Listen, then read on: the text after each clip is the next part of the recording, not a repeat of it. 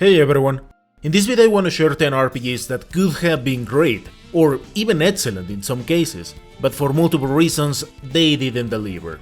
Just to clarify since the get-go, most entries in this video are decent, but there are a couple that I consider good games. Whatever the case, I can explain details as we go.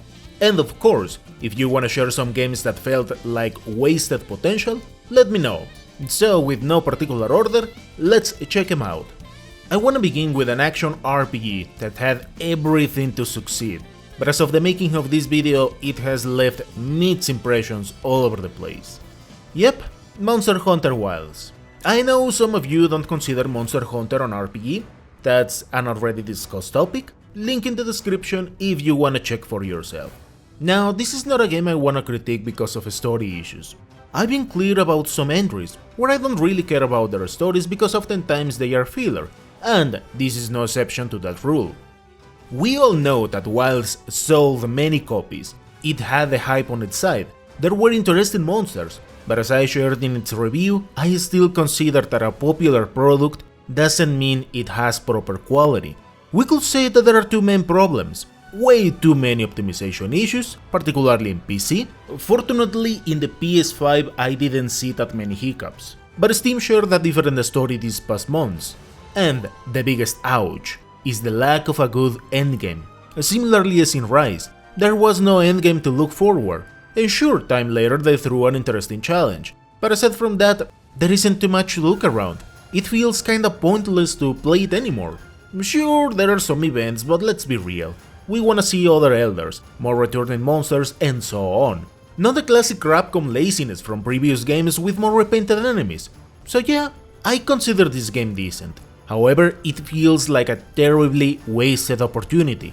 In my humble opinion, I would have preferred to wait another year if that meant having a complete Monster Hunter experience. In the next entry, Star Ocean: The Divine Force. Here we follow Raymond, captain of the Aegis, where few moments later his ship is attacked by unknown enemies. This forces the crew to use escape pods, and as if things weren't bad enough, while foiling their attack a second time. Once in this planet, Raymond is found by Leticia and Albert, characters who decide to work together because we cannot let the dude get a break. And that is pretty much how everything starts here, as Raymond has to look for his allies in a civilization that fights with magic and swords. This is another game that I consider decent, because of two main problems, story and gameplay. Story-wise, being ironic with it, instead of Divine Force, it should be the Miraculous Force. While the narrative had interesting ideas which are developed down the line, ultimately it felt kinda trivial, as every time Raymond and allies found an issue, the power of the script was around ready to help our allies right away, so it never built the tension to say, yep, it is a good story. On the other hand, it felt kinda rushed, throwing plot twists like mad. As for the gameplay, while it has some interesting ideas, it never really developed its own identity. On the other hand, we could point its janky feeling, but for some reason seems like a standard for Star Ocean. Some difficulty spikes, allies that behave like lemmings, and a general lack of innovation. Personally, I don't mind the janky feeling and the difficulty spikes on their own. However, what's frustrating are your allies, as they just move waiting to get hit, while doing little to no damage. Yeah, down the line there are ways to work around, but I'm sure not many people would like to take the job of a healer to save everyone. Whatever the case, the biggest problem was the lack of innovation. And sure, we have Lil Doom to fly here and there, but we do not get to see something new until we are at the middle of the game. Unfortunately, this turns the game kinda stagnant after a while. In my humble opinion, solving some of these issues would have delivered a much better entry. Let's continue with Eden Request C. In this time around we follow Sayaka, after some traumatic events while her allies are almost kicking the bucket. That is how she dives into the Strain area, where certain plot things start to happen. The deal is that at first she is kinda hollow, as she has no emotions, but as she dives into more Strain areas and experiences tragic events, something starts to snap inside of her, slowly recovering her identity, and from there you will see a spiral of questionable events. I won't defend the first chapters about this game, I even said what I felt about them in a clear way, so for those who haven't checked that review, here is a bit of it. and then some heavy idle chatter where I was like, no, please no hagas estas mamadas Idea Factory. Yet. Leaving some of those moments aside, I believe it had an interesting narrative, with some twists worth checking out. However, at first it doesn't have the best of experiences. Nonetheless, I believe its story is good, at least because of how certain future events were handled, but it could have been way better. In any case, that is but a small tweak, because where we turned kinda horribly was its gameplay. Personally, I don't have anything against roguelikes. I've shared some of them in this channel, and I even praise some ideas and executions. The thing I don't understand is, why did they decide to change its creative kinda tactical RPG for a mystery dungeon approach? It is fair to mention that I don't mind mystery dungeons ideas either. I haven't played that many of them, but some let you have partners and even push you to create some strategies while positioning against some enemies. However, here you will be alone the whole journey. None of the previous heroines will join your cause. On the other hand, to make things a bit more stressful, you would have to score them out of these strange areas. If only they had kept the same gameplay as the previous entries. Of course, polishing some things here and there as they did with the second game. I would have said that this is a really good entry. I just hope they retake the old gameplay in Dead End Request 3. Class of Heroes 2 is a first-person dungeon crawler that passes without shame or glory. I believe it is decent, and I have no problems with its aesthetics, the questionable ideas it throws around, and how it progresses the first game, which I indeed consider as a bad entry, unlike this one.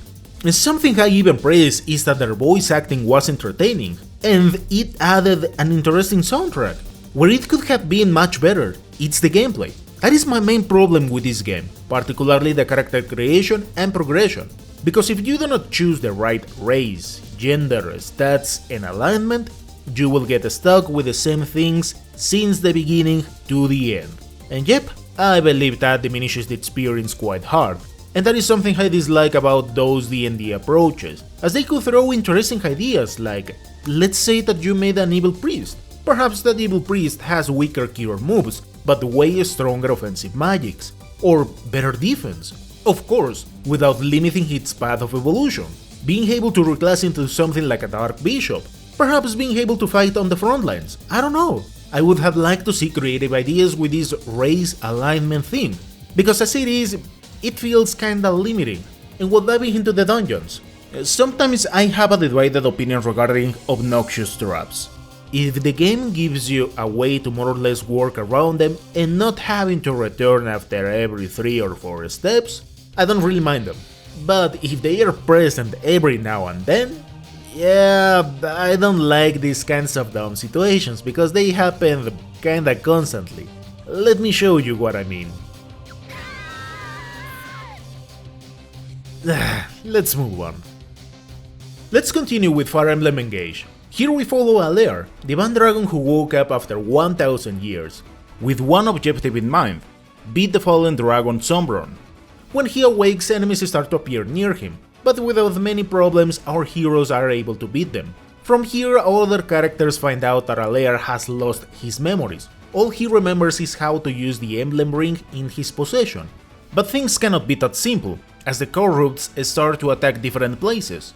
And to make things much more complicated, Alea's mother temple was attacked, where she had some of the rings that the fallen dragon was looking for. In the process, she died after protecting his son, and from here this adventure starts to take inertia. My main issue with this game was its story. It isn't bad per se, but it left a lot to be desired, as it felt like a copy-paste from Fire Emblem Awakening. It was almost identical. The fallen dragon, the fallen identity, the motherly figure that perished, escaping after being cornered in a rainy day, and the list of coincidences could go on and on. Ironically, that is only the tip of the iceberg, because side stories felt trivial, with over-fanatism, lack of inspiration, and a bit overreactive in some moments. On a side note, I kinda believe it was done like that trying to bring more players to get into the mobile game. At least on my eyes the deal of the rings felt like, yeah, come and download Fire Emblem Heroes. A good story here could have delivered an excellent game, because the graphics were improved, as well as the combat animations, strategic elements were interesting, and of course, you were able to bring multiple dumb ideas to break the game. but it's a story, man. There is a rumor that a new Fire Emblem is around the corner. I just hope they do not commit the same mistakes. In the next entry, I wanna talk about Oninaki. Now, in the eyes of some, this may be a questionable entry, because it was poorly received. But from experience, what most likely happened is that people saw Square Enix and right away thought something like, oh, this is a game developed by Square, and nope, it was developed by Tokyo RPG Factory. You know, the guys who also developed I Am Setsuna and Lost Sphere. In this tale we follow Kagachi. He's a watcher or in-game setting someone who defends the cycle of reincarnation, helping people move on. Down the line, Kagachi finds a girl who doesn't remember her name, so he named her Line, but little did he know that Line was haunted by the Night Devil, a spirit that works with a rebelling cult, who also attempt against the Watchers. After that incident, the monarch in turn ordered the Watchers to focus on hunting down this cult, but this ignited friction between Watchers, and this is pretty much how this story flows, diving into interesting ideas about life and death. Now, since the get-go, I will say that what makes this game a bit hard to digest is that it tries to bring old school ideas. So even while its story is deep and interesting, the way in which it was handled left some things to be desired, particularly the very passive way in which the story develops, along its gameplay and music. Yep, I won't deny that some parts can be a bit hard to follow. Whatever the case, the thing that could have improved my general point of view is the gameplay, as it becomes repetitive in some areas. If you ask me, the most entertaining part was fighting against bosses, even while some are really harsh. So for me, a faster gameplay would have done the trick, as I believe the general story was actually good. Let's continue with Mary Skelter Finale. Here we follow the after events of Mary Skelter Nightmares, where Jack and Tim reach the surface of the Earth, or in other words, what's left of a city in Japan. Up here they are faced by strong enemies, and things just go downhill. However, thanks to Hikari they are able to escape, but in the process they get separated in 3 groups. From here on out, talking about the story spoils many things, so I'll leave it at that, but in my opinion it was interesting and tragic in some ways. In any case, what could have improved a lot were the dungeons. Yes, I have no issues with the general gameplay or idea. On the other hand, I would say that it was quite creative, that you were able to advance with 3 teams, forcing the player to create different strategies. But the dungeons! Rather than throwing this convoluted mess, I would have preferred that each group had to dive into different places. It could have been an interesting experience, because in the end it doesn't have to make sense that they are able to share items in something like an item box, and it would have refreshed the experience, because diving into the same area with so many freaking details starts to become nerve-wracking after a while. Heck, there were moments where I missed a dumb switch, and you have me looking at the map for empty spaces like, where do I have to go? Aside from that, I consider this game quite good, but it could have been way better. Let's continue with Grand Blue Fantasy Relink. In this tale we follow the captain and the usual crew, which is suddenly attacked by wyverns. That is how Lydia and Grant try to summon Bahamut. But things do not go that well, having to face the beast and time later falling into something like a forest. Down there they find Roland. We could say another main character of this story, and that is pretty much how everything starts to move around here. In terms of story, I don't really mind it, because I knew about the anime, but to be honest, it is kinda trivial, so I wasn't here because of that. I was here because of its gameplay, and while I liked it, and it is filled with interesting challenges and things to try left and right, what could have improved is the length of the game. In all seriousness, I wanted to fight more bosses, jump into other places and move around beating enemies. However, this game ends quite abruptly, just to leave the player with some more grinding, where you will have to fight the same bosses once again. And don't get me wrong, I enjoyed the hardest difficulties, and even having to refight every boss, but after a while it turns into something kinda forgettable. Unfortunately, I have a divided opinion here, because I believe Grand Blue Fantasy Relink was good, and I even recommend it for a short adventure, but it also feels like a wasted opportunity, considering how amazing it would have been if it had not ended abruptly. In Drone Tactics we follow 2 kids who love bugs, Yamato and Tsubasa. While hanging around they find 2 of them that were able to talk. where these little fellas asked our young protagonist to help save their planet. Rushing through all the warnings, Yamato agrees and kinda involves Tsubasa in the process, in a journey to defeat the Black Swarm in a planet named Shimetsus. Since the get-go, I would say that it wasn't a story trying to dive into a deep narrative, and that was fine. There is an enjoyable cast of characters and entertaining moments. Sure, it is a story targeted for a younger audience, but it is an enjoyable tale despite that. I will say that the main concern of this game was its progression and level of customization, because at first it is but another strategic RPG, other than the cool cinematics while attacking enemies and stuff like that, perhaps falling under an easy gameplay. Now, don't get me wrong, despite that, I still recommend this game, because once you have the chance to build your card deck, the thing starts to get interesting, but it takes a while. However, once there, most likely you will notice how limiting some ideas are, at least to me. Something much more entertaining would have been if you had a chance to fully customize your drones, like being able to change them between artillery, gunner or melee. But nope. Unfortunately, all you do is but kinda upgrade different parts for something, let's say, bigger, to deal more damage, but always under the same idea. Later there are some units that can equip but specific weapons, but I felt that something was missing here, like some extra ideas to spice the journey, and of course slightly more challenging. Aside from that, it is a decent game definitely worth checking out. And last but not least, Wizard Symphony. Okay, since the get-go I will say that this game has no other language, so I know it's going to be a big issue for plenty of people, even me cause I have a hard time reading these things. In any case, let's imagine that we all can understand what's going on here. Everything begins with a discussion between two brothers, who are trying to stop this orb, which is able to disappear a whole nation. However, things take a sour turn, and all we know is that a great civilization disappeared from a story.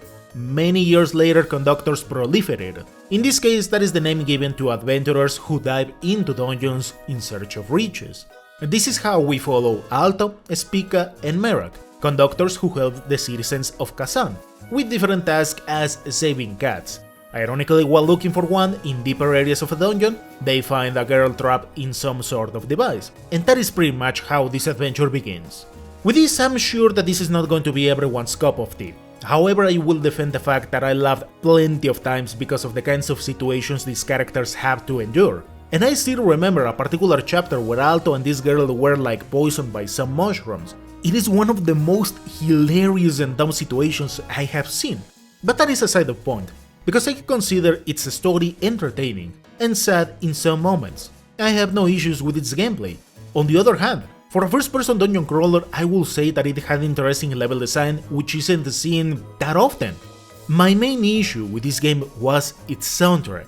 Oftentimes, I give more weight to the gameplay and story, but this is one of those few games where its soundtrack left a lot to be desired. Yeah, it is decent, but at least for me it kinda kills the experience. It is simply forgettable. With a better soundtrack, heck, this game would have been quite good, at least for me. With this, I hope you found this video informative. Thank you so much for watching, and I'll see you next time.